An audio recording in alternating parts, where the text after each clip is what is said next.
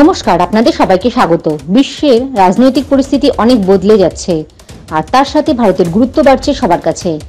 এবার এক তথ্য সামনে উঠে আসলো, আমেরিকার ঘনিষ্ঠ সঙ্গীদের তালিকায় উপরের দিকে রাখা হোক ভারতকে। এমনই এক প্রস্তাব আনা হলো মার্কিন কংগ্রেসে।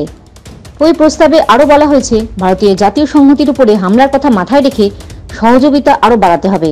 সেই সঙ্গে পাকিস্তানকে সহায়তা দেওয়া বন্ধ করতে হবে তাদের বিরুদ্ধে সন্ত্রাসে মদত দেওয়ার অভিযোগ যদি প্রমাণিত হয়। মার্কিন সেনেটের মার্কো রুবিও একটি প্রস্তাব আনেন মার্কিন কংগ্রেসে।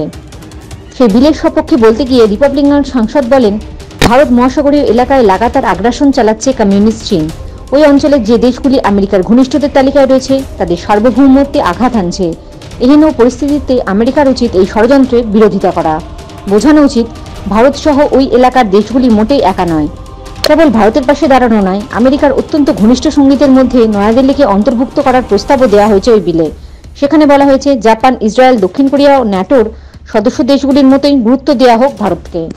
প্রযুক্তি হস্তান্তর থেকে শুরু করে আঞ্চলিক অখণ্ডতার বিরুদ্ধে ওঠা চ্যালেঞ্জ সামাল দেয়া সমস্ত ক্ষেত্রেই ভারতকে ন্যাটোর সদস্যদের মতনই সাহায্য করার কথা বলা হয়েছে ওই প্রস্তাবে।